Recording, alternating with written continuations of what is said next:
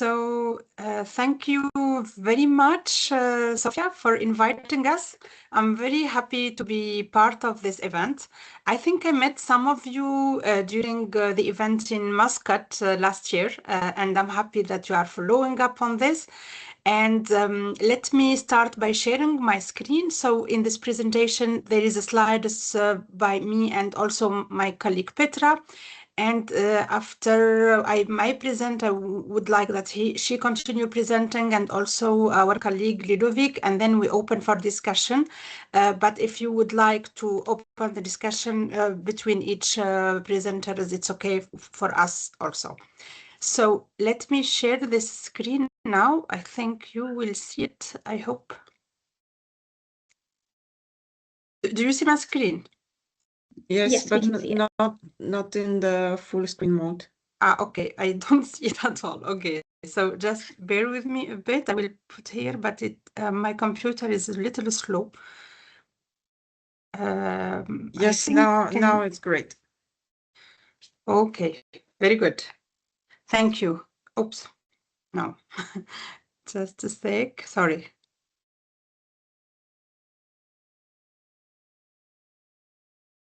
Okay, what did I do here? Yeah, so let me start.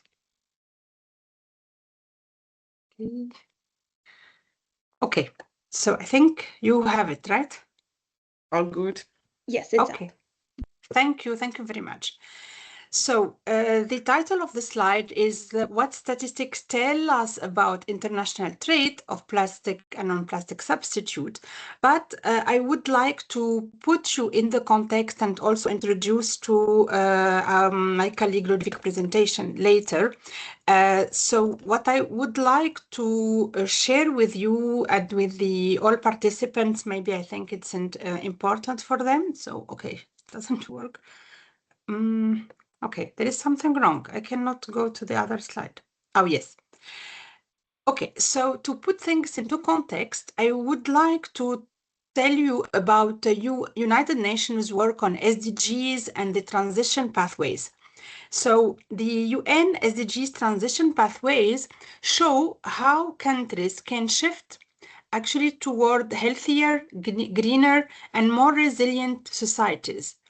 They connect the UN's work on climate, environment, and sustainable development with practical steps countries can take to protect people, economies, and ecosystems.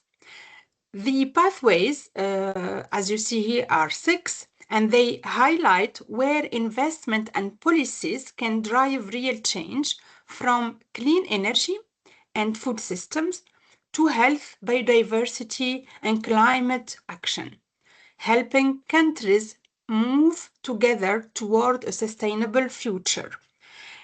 It's important to understand that I think you also have experience with the UN work, but we try to work with the countries in different domains, and now with the acceleration of environmental issues, etc., we would like to link our work to these transition pathways. This presentation will be shared, and there is links to these initiatives in the presentation themselves. So, how statistics shape environmental understandings from UN perspectives. The statistics turn environmental problems into measurable realities. This is what we hope. And we would like to show how environment, trade, health, and development are deeply interconnected. Data will give countries and users the evidence needed to act, plan, and finance their transition pathways towards sustainability.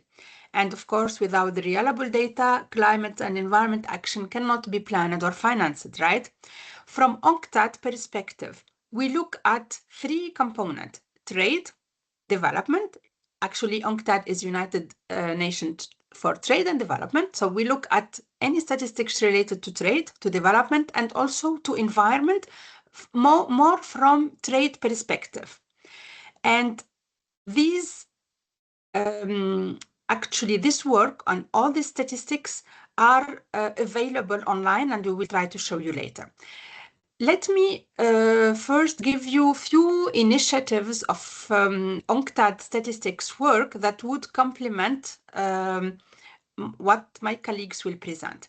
I wanted to put light on our work on critical minerals. You know that critical minerals actually are related to energy transition and to renewable energy.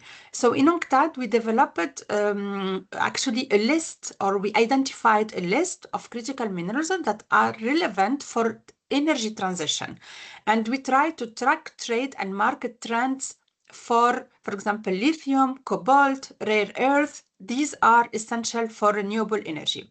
In 2023, minerals required for energy transition accounted for over 40% of total critical minerals exports. It reaches 773 billion globally. In the picture on the left, you will have the identified list of critical minerals that are relevant for energy transition or required for energy transition, because we make the difference. I don't want to focus on critical minerals because the purpose of this meeting it will focus more on plastic trade and also ocean and biotrade, as you see in the agenda. But I thought it's very important to the objective of this overall event. So the other initiative we have is regarding the UNCTAD productive capacity building. We developed an index on productive capacities, and this is a dynamic tool to support actually developing countries in understanding the status of their productive capacity and how this can be improved. But how can be improved based also on what are the implications on environment. There is actually for this topic, there is somehow some sensitivity because the index was built for developing countries and most actually in particular for the LDCs, trying to help them how to industrialize their economy. But when we say industrialization, we also say more resources, more maybe harm to the environment, to the planet, etc.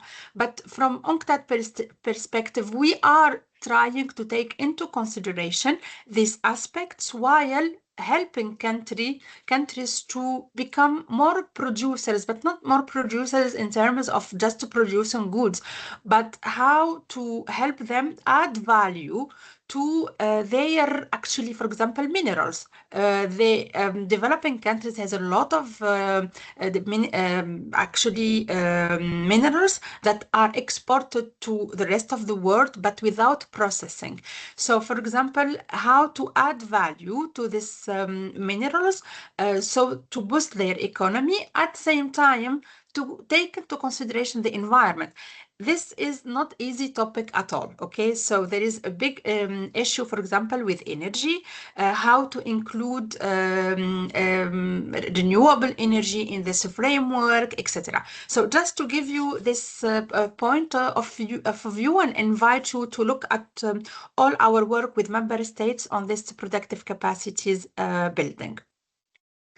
The third initiative that I want to say, or more actually work that we undertake, is work on food, on processed food.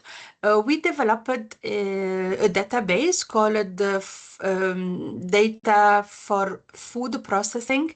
And I think it was important for me to show you this because it's related to health of people and to the planet, and I think it's important.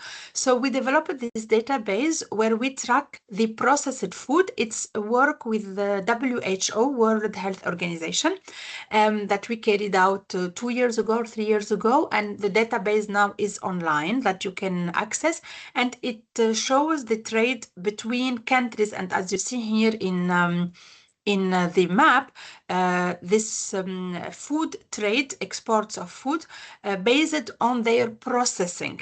So we started from the raw materials to the minimal processing, or processed with salt, sugar, and also any processing like fermentation, smoking, also composite food or ingredient. So I think there is a rich database that you can see. And some trends I can share is that global trade in food grew by 350% from 2000 to 2021. It reaches $1.7 trillion in 2023. And also some of the statistics showed us that 1 in 8 people live with obesity, with also more than 700 million are hungry worldwide. We also know that developed economies import about 50% of their total food processed. So they import more processed food than other type of food, while developing countries import 35% of their food in processed term. I also think that this database is rich, and I think you can go and visit and see what you can do with this trade and for food processing. There is also related data on price volatility on commodities that you can also see. So I don't want to be long. So this slide is just to show you what we have as data directly related to environment, and always it's from trade point of view that we tackle this. So we have also a page on insights. We present in environment and related trade data, biodiversity products, ocean goods, plastic and non-plastic substitute.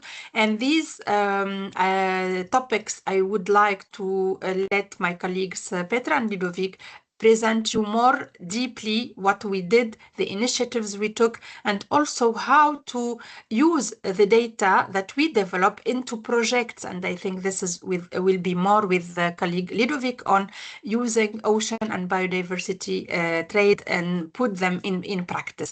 So let me stop here, and if you would like, I can invite Petra to continue the presentation. Thank you. Thank you, Nour. Maybe I will share the presentation from my side, because it will be easier to navigate through the slides.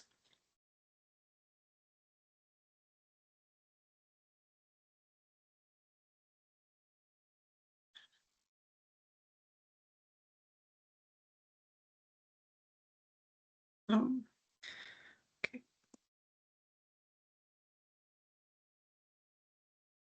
No, I didn't have this. Sorry. Okay. Can you see the slide now well? Yes. Okay, thank you, Nour. Great. So after this extensive introduction from Nour about all different environmental initiatives that UNCTAD is working on, I would like to give you a bit more overview about our two initiatives. One is on tracking plastic trade flows, and also how to track trade flows of non-plastic substitutes as alternatives to plastic materials. So first, I would like to start with the political concept. When in 2022, the United Nations Environment Assembly adopted a resolution to end plastic pollution, and they established the International Negotiating Committee on Plastic Pollution. And from that year, the negotiation process started to develop an internationally legally binding instrument like a global plastics treaty. And this process started with the different meetings, and the goal was that, the resolution set the ambition of completing this work by the end of 2024. But you see that the process is actually followed by a lot of meetings. And even when the INC 5 was supposed to be the last one, where the countries agree on the final resolution or on the Global Plastics Treaty, we see that even in 2025, there were even 2 sessions of the meeting, and still there is nothing like the Global Plastics Treaty by end of 2024. But the negotiation process still continues. There was a meeting in Geneva in February this month, when a new INC chair was elected. So the work will continue, but maybe in a different format, which shows how challenging such a political process is. And what is important for us is also to show the importance of data, how they enter actually the plastics treaty negotiations. So data is important because we want to know what is being negotiated, and also how ambitious and fair the treaty can be. And data itself, they can support the negotiations by defining the problem, like what is production, what is consumption, how the waste generation and leakage works, and also even for the trade flows, to just establish the scale and urgency of the problem. It is also important to inform like policy choices for example, on the scope, targets of the treaty, and also to enable differentiation. So it's very important to have country level data on different types of, let's say, the life cycle of plastics and the way how they enter the economy. So without data, the negotiations will rely solely on perceptions, but with data, they really have some solid evidence to take into account. And also not only for developing and negotiating the treaty, but also for measuring the impact. So after the treaty actually exists, then the data can turn the text into like a measurable action. It will help to enable to measure like the level of national implementation, for example, setting baselines, monitoring progress, identifying the capacity gaps, etc. It will also help to develop like harmonized indicators exactly to track the progress and to enable reporting.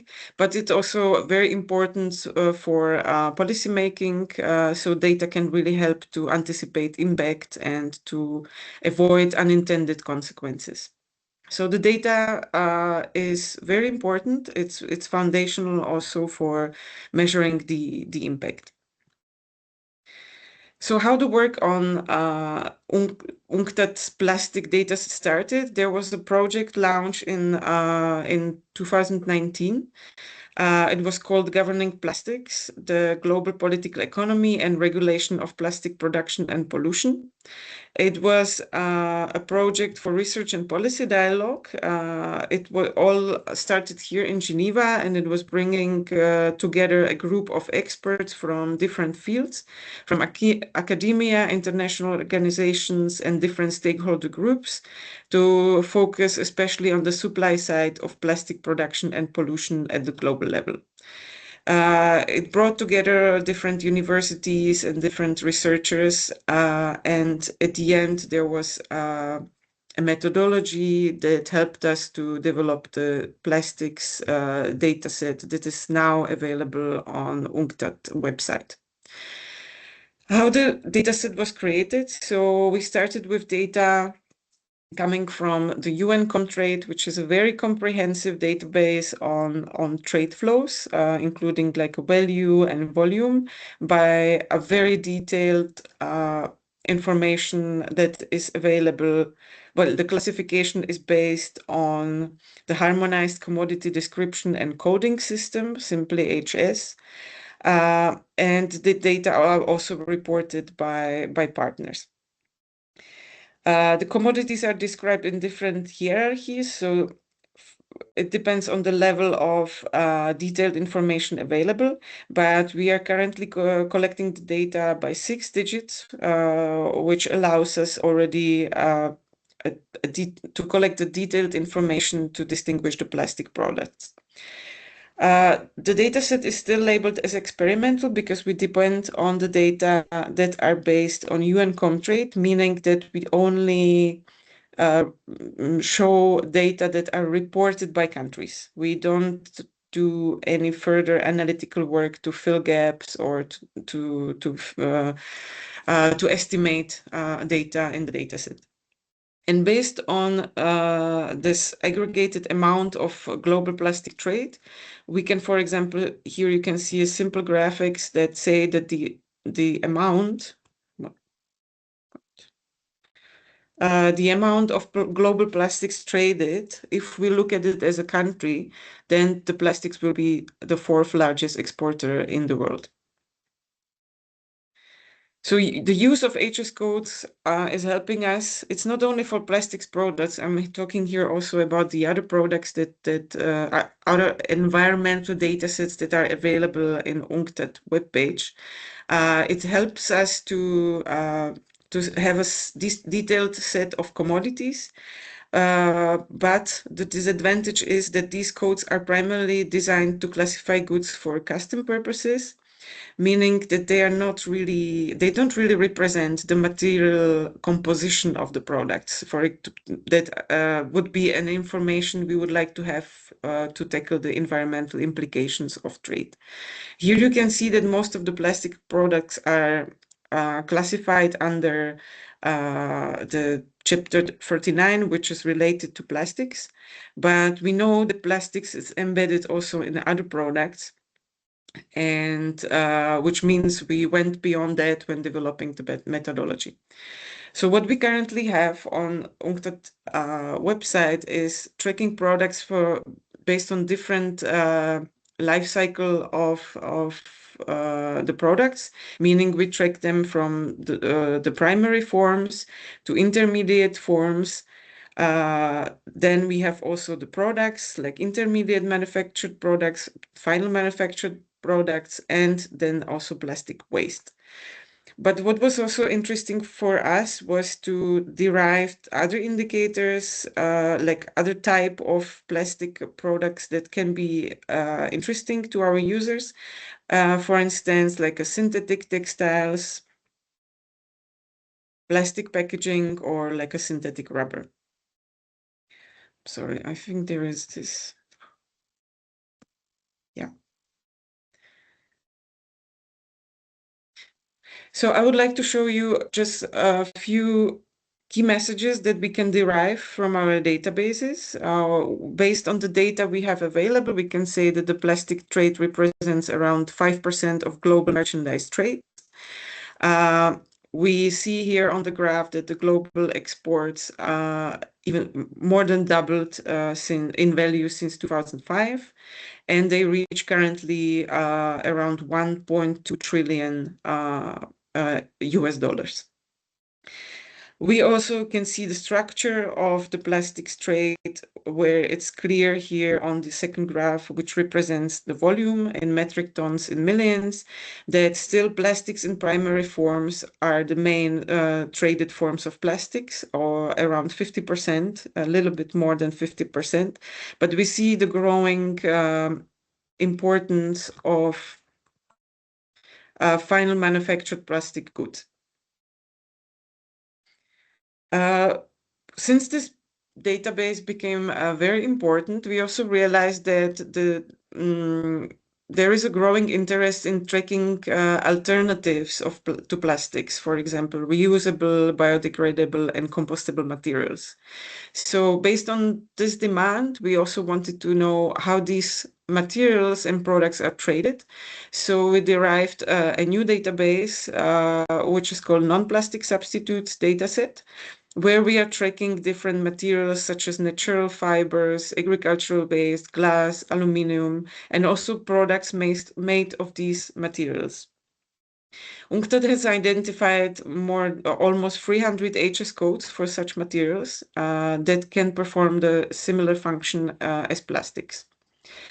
And based on this classification, we could derive that global trade in plastic substitutes reached around 485 billion in 2023.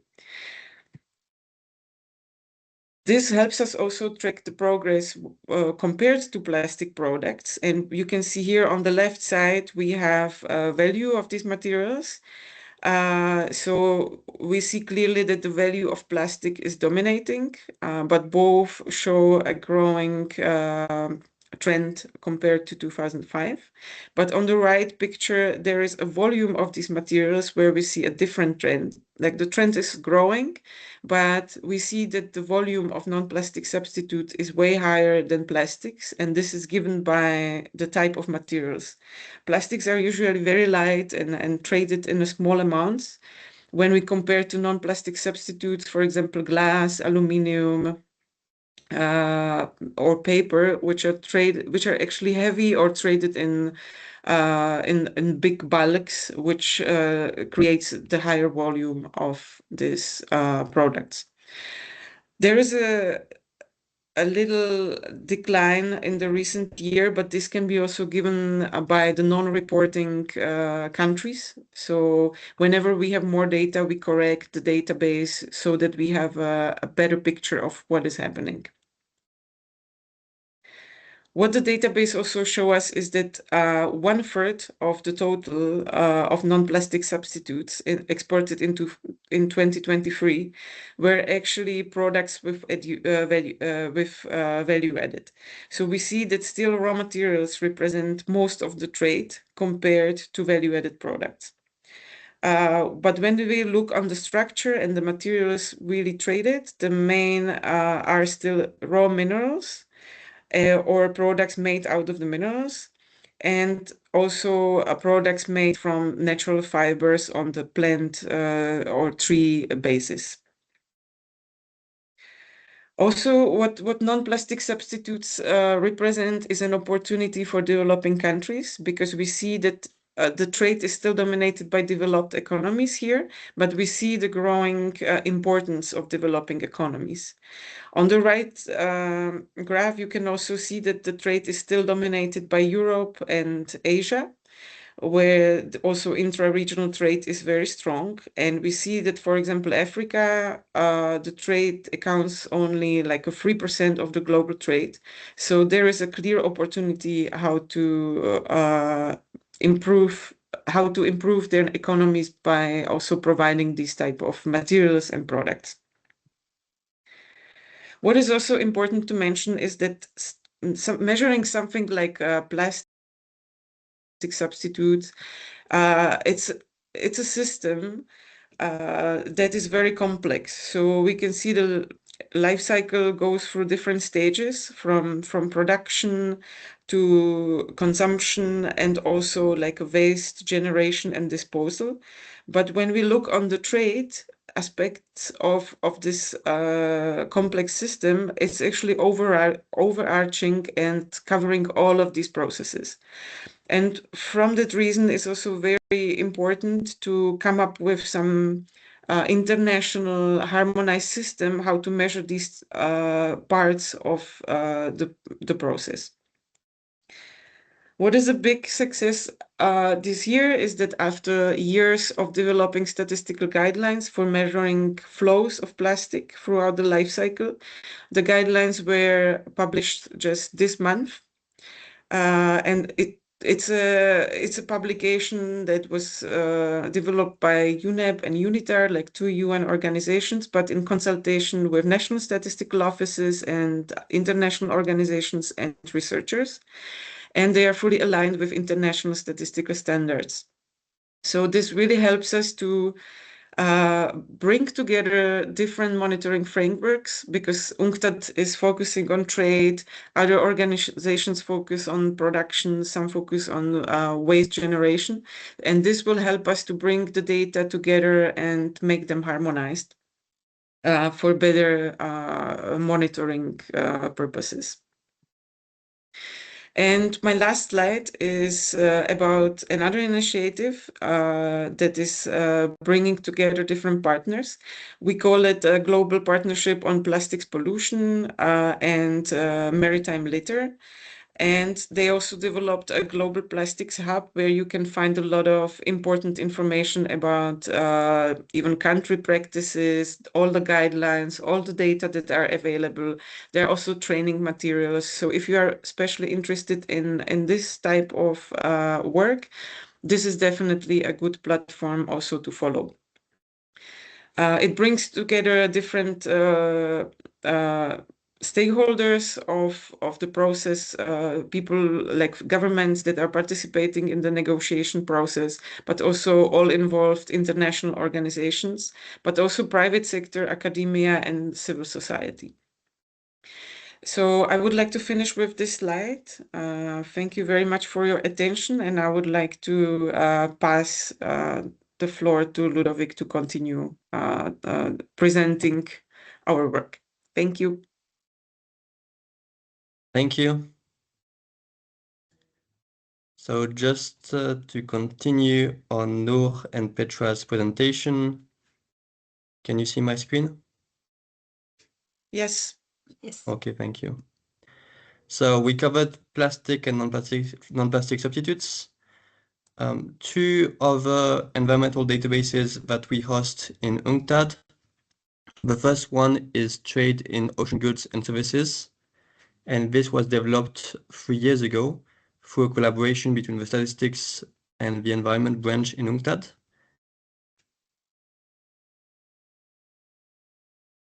So the classification is available online. It's based on 3 sectors: goods, energy, and services, which are subdivided into 13 sectors and 52 subsectors. For goods, we could get data on fisheries, on processed seafood, on sea minerals, on high-tech manufacturers, and on port and ship infrastructure. And for services, we covered marine and coastal tourism, maritime transport, whether it's passenger or freight, port services, and marine research and development. The classification excludes sectors which are considered intrinsically unsustainable, and that's oil and gas. And it also excludes sectors which are not based on the ocean directly. So within the blue economy, you have freshwater and ocean species. We only focused on ocean species, saltwater. Based on this classification, we could develop databases. Here you can see a graphic looking at the size of exports of ocean economy goods and services. It reached $2.2 trillion in 2023, of which nearly 1/3 was marine and coastal tourism. And in addition to the data, we also developed indicators. And those indicators are used in the policy work we do at UN Trade and Development. Those include indicators on revealed comparative advantage. That's looking at the extent to which a country is specialized into certain types of products for the exports. We also have indicators on product concentration, looking at the extent to which a country's exports are diversified or not. Market concentration, looking at the extent to which a country's exports or imports come from many or few countries. And finally, ocean exports and imports per capita. We also have data visualizations, and my colleague Nour will share some afterwards. Data insights, it's called the page. Now, based on this classification and those databases, we work through the main pillars in UNCTAD.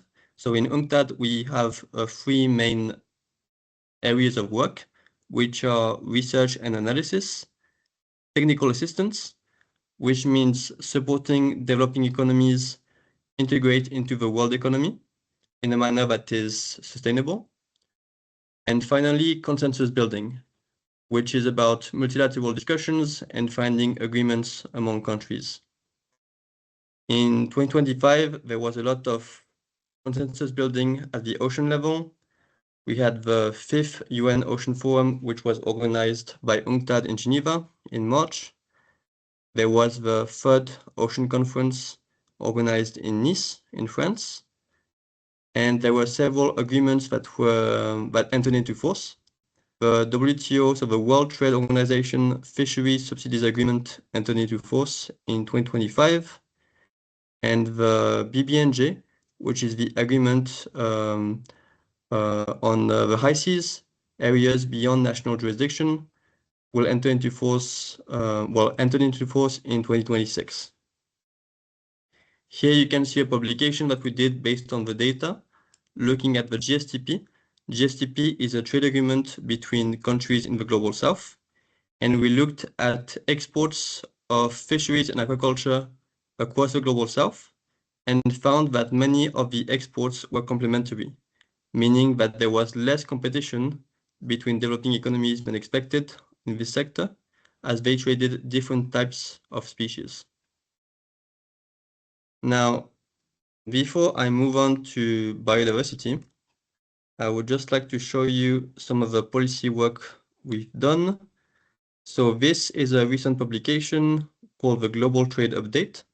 That happens every month. It's launched every month by UNCTAD, every month on a different topic. And you can see some of the analysis that was done for the UN Ocean Conference. Here you have a graph showing that ocean economy is growing faster than the rest of the economy. We also have analysis looking at the extent to which services drive ocean trade. Over 60% of ocean trade is services. For small island developing states, it's 87% of the exports, which are services. So you can find the whole publication here. And also, which might be of interest, at conferences such as the UN Ocean Conference, we have research papers which inform policy discussions. This was the research paper presented by the UNCTAD Secretary General at UNOC 3, which was on sustainable ocean economies. And you can see that the paper is also informed largely by statistics and by UNCTAD statistics in particular. Some of the graphs I was showing you are here in that report, and they informed the discussions at the conference. All right, so to go back to also, just before I move on to biodiversity, for the plastic treaty negotiations, we also had a publication, if you're interested, that was launched in August, just before the INC 5.2 round of negotiations. And again, you have analysis that is based on the UNCTAD database. Yeah, so some of the graphs that Petra presented. All right, so moving back to the presentation, we developed another database called the Database on Trade in Biodiversity-Based Products. This database regroups all HS codes which are relevant to biodiversity. So there's 3 main types of products which are included. The first one, the most obvious, is trade in goods that are intrinsically and integrally based on biological resources, for example, cocoa beans. We also include inputs when those inputs contain mainly biological resources. For example, wooden furniture is in the database. And we also include derivatives. For example, soap, which contains animal fats. So this is over 1,800 HS codes, which are included in that classification. Once we have a classification, we can go on to develop databases, which you can find online. Again, my colleague Nour will show you where to find them afterwards. And we developed indicators which inform policy discussions at the multilateral level. the same indicators largely that I presented for the ocean database. On the right, you can see the growth rate of exports of biodiversity-based products. And if I move to the next slide, some of the data is informing the Kunming-Montreal Global Biodiversity Framework. This was adopted in 2022. Some of its flagship objectives include protecting 30% by 2030 of biological resources, including in the maritime area. And one of the indicators that we have, which might be relevant for students of focusing on health, is the growth rate of exports of medicinal plants. Same thing for the ocean database. We are currently doing reports on progress towards SDG 14, specifically SDG 14.7. And here the database on exports of ocean goods and services is being used to monitor progress on that indicator. So the data is helping us measure progress on sustainable development goals. We also have some challenges, and we are trying to improve the database. One of the issues we have with HS codes, the codes used by custom officials, is that they do not capture sustainability. This is an issue, and it's quite hard to remedy, because when a custom official at the border sees a good arriving, for example, rice, they cannot know if the rice is sustainable or not just by looking at the rice. And usually they do not have the time or the information to determine whether a good is sustainable or not. So the work we have been doing over the last year in the informal working group on trade and biodiversity statistics is trying to find ways to include sustainability dimensions in analysis of trade in biodiversity-based products. And this work will be ongoing in future years. And finally, so my colleague Petra already went through all this. I just wanted to flag this webpage called TINA. TINA is the Trade Intelligence Negotiation Advisor. It was developed by our colleagues in the UNCTAD, which is the agency of the UN for Asia and the Pacific. And it is a tool to help trade negotiators in the negotiations on tariffs over certain types of goods. As you can see, in that tool, there are several UNCTAD databases which are present, including on ocean, plastic, non-plastic, and biodiversity. So when negotiators want to see what are the tariff rates that they face on the exports of non-plastic substitutes, for example, they can go directly here and have information so that they can use that information in trade negotiations.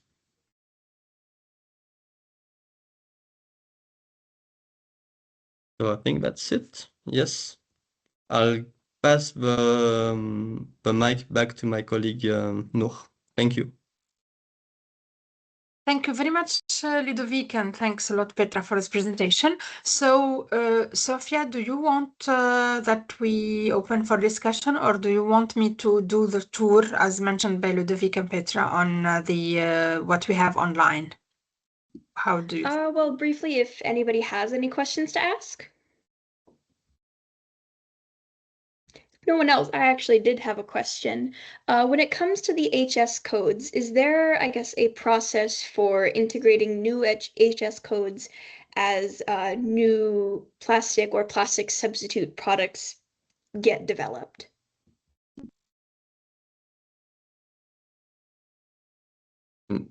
I mean, just on so the HS codes are updated every 5 years, and the new revision just came about very recently.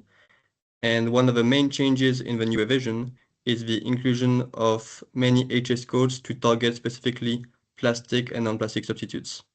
That's one of the main changes that happened for the 2027 HS classification. I think if nobody else has any questions, we would very much appreciate a tour of the resources. Thank you very much. Okay, so let me share my screen. Okay, so I will just, no, not this one. Wait, sorry. Yeah. Okay, so first of all, our website is unctadstat.unctad.org, and also you can access other UNCTAD work from another website. But for now, I wanted to concentrate on the statistics part of it, okay? So first of all, our main actually host of the series is UNCTAD We call it UNCTAD and it's where you can find all the data that we produce regularly. There is the release calendar on the right side that it indicates you when each series will be updated. So our data are divided into themes. We have a series related to international trade, where we put a series on trade of goods and services also, including creative goods and services specific series, and also food trade by processing level, as I mentioned. In each sub-theme, you will find different actually series, and this is quite interesting because you will find the bilateral flows between the countries on all the traded goods and services. I will try not to be long, but there is this theme on economy, investment, and finance. If you are interested in knowing more about especially FDI and public finance, commodity prices, all this related data you can find for all countries. There is these two particular interesting topic for you actually, the maritime and other transport and the environment and related trade that was presented by Petra and Ludovic. So on maritime and other transport, I think it's important to know that we have this data that could serve into the environment framework, right? So as mentioned, Petra, there is work on plastic and plastic substitute, which will also be, which will take into consideration also the transport, etc. So this is, I think, important to know. And our topic that we presented today somehow is the environment and related trade. So you have this trade in biodiversity-based product. It's a very good work done by stats, but also by economists and experts on bio work from other divisions. So here represented by Ludovic, and this is a very rich database that you can find a lot of flows there. There is the data on ocean goods and services, the same. We have trade by all, for bilateral trade. We have also revealed comparative advantage. We have the trade index that is used to classify or reclassify the countries from being, for example, least developed countries to developing countries, etc. And there is the two sub-theme, plastic-based product and non-plastic substitutes. So you have the trade flows of plastic by partner. You have what presented Petra, associated plastic trade by partner, and also a spotlight on selected plastic trade trends that also shown by Petra. And you have the trade in non-plastic substitute, which is the value added in UNCTAD, where we worked really hard on the classification of the products with our colleagues, and we come up with a list of HS codes identified. I wanted to add also to what Ludovic said regarding the classification, is that within the revisions, between the revisions, we try to relate with the countries, with partners, also with you if possible, and to highlight what type of goods that should be included in the HS. And this is a work that is done by international organization, including UNCTAD, to work on the next new classification. So whatever inputs we can get from partners, from stakeholders, is important to revise the HS codes properly. And I wanted to say, okay, we have the digital economy and technology, which I think included in the environment, and we have this other indicators on population, etc. We also have a new sub-theme on SDGs indicators. For now, we only have goal 9 indicators, but we will be it will be populated by other UNCTAD data on SDG that for which we are co-custodian.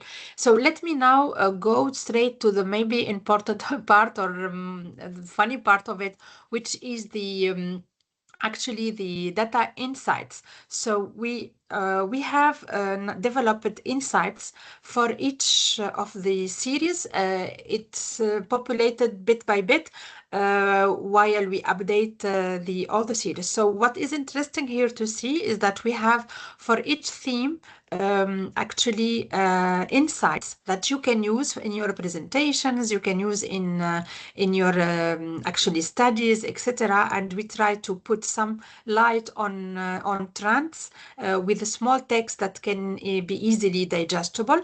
So we have, for example, in trade, merchandise trade, structure by partner or by product, and also the same for trade and services by partner and by product.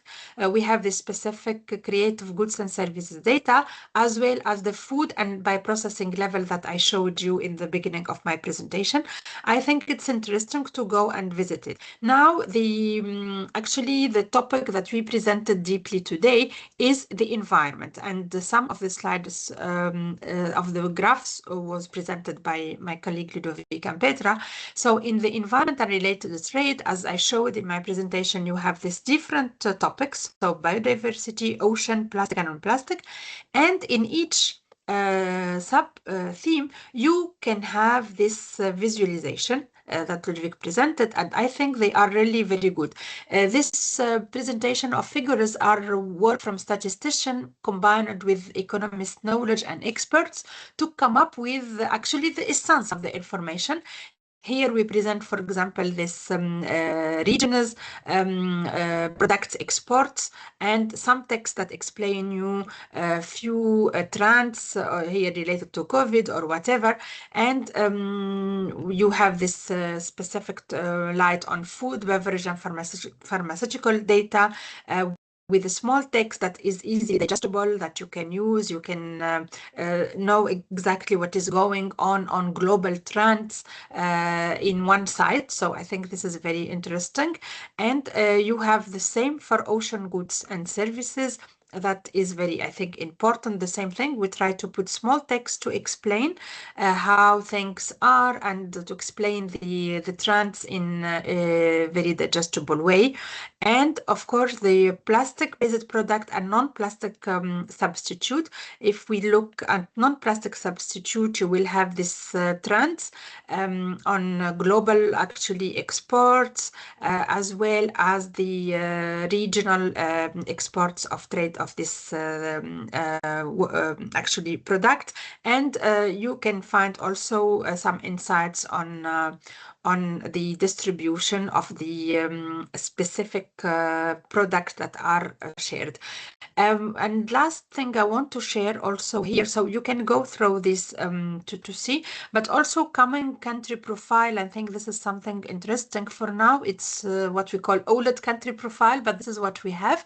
My colleague, actually Marion, is working to modernize these country profiles, but I think it's important for you to have this information, because these are profiles that can be used from different topics, and you can find actually a country profile for each actually country in terms of now we will add the biodiversity, ocean, plastic, etc. So please keep an eye here. You will have more information there. We also have the relative comparative advantage that was presented also, where we try to update this kind of figures, etc. So maybe I will stop here, because otherwise you will go through all the products we do in UNCTAD. But it's rich and it's really related to trade, development, and environment. And I hope that you can use it and you can share it with your students and your stakeholders to be able to use it. Thank you. Thank you all so much for the wonderful presentations. I certainly learned a lot. This was all really fascinating data, and these resources are really interesting to take a look through. So we are so grateful to have had you guys here to give your expertise to us as the One Health Society. And yeah, thank you all so very much. Thank you. Thank you. Marion, If you would like, I can see about emailing over the record of the presentation. But yes, thank you all so much. This was wonderful. Thank you. Thank you very much. We are happy to be here, and I wish you good continuation, and don't hesitate to reach out